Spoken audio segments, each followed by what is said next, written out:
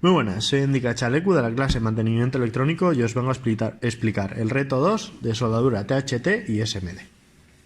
Primero, en el programa Schematic, montamos el esquema del circuito en THT.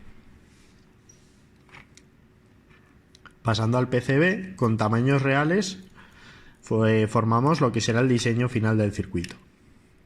Lo imprimimos en papel y si todo encaja perfectamente los componentes, lo imprimimos en papel de acetato.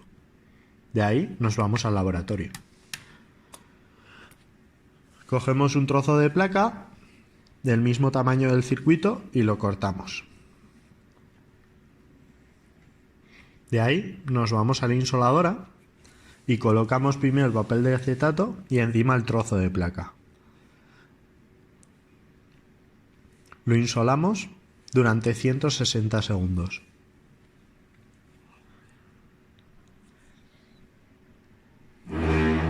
Una vez insolado, le metemos en un bol con revelador y haciendo olas le mantenemos durante 20 segundos. La sacamos, lo secamos bien y lo volvemos a meter en otro bol con 2 tapones de ácido y uno de agua oxigenada.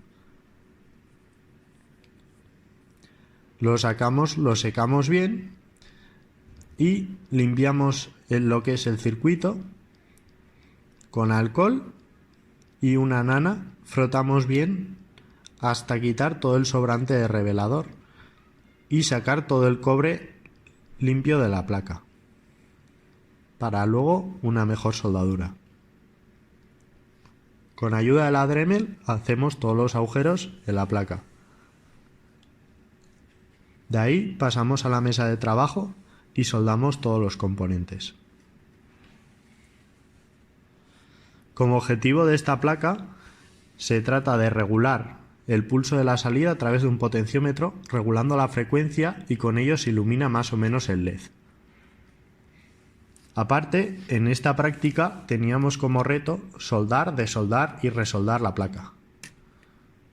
Para soldar, con ayuda del flux y calentando el estaño a 350 grados, estañamos toda la placa.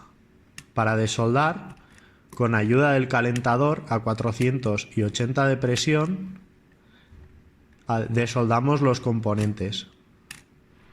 Y lo volvemos a soldar todo otra vez, colocando un poco de flux en la isla y añadiendo un poco de estaño, sin dañar los componentes y que vuelvan a funcionar el circuito.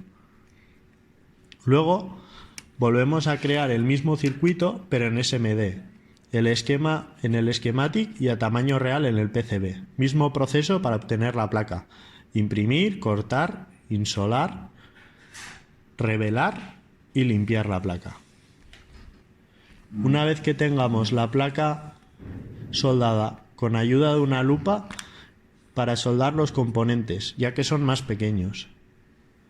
Y la placa no se agujerea, ya que los componentes SMD van en la parte superior.